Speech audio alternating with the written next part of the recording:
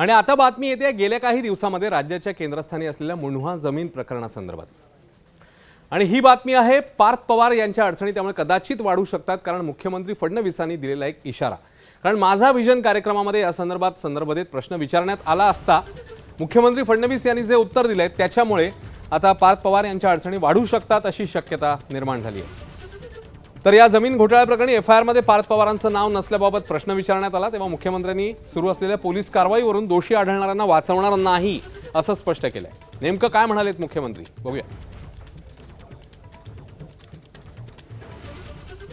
FIR मध्ये नाव आलेला दोषी असतोच असं नाही आणि नाव न आलेला दोषी नसतोच असंही नाही। चार्जशीट महत्त्वाचा विषय असतो। आता अनेक लोक म्हणतात की पार्थवर एफआयआर नाही केला त्याचं नाव एफआयआर मध्ये जोडा। कोणी असो, मी तुम्हाला एक गोष्ट सांगतो की पोलिसांच्या चौकशीमध्ये ज्यांची नावं येतील त्या लोकांवर तुम्हाला चार्जशीट दाखल करावीच लागेल। तुम्हाला त्याच्यापासून कोणालाही पळही काढता येणार नाही आणि कोणाला वाचवता येणार नाही। जी प्रोसेस आहे ती ड्यू प्रोसेस आम्ही या ठिकाणी फॉलो करतो। एबीपी माझा, उघडा डोळे बघा नीट।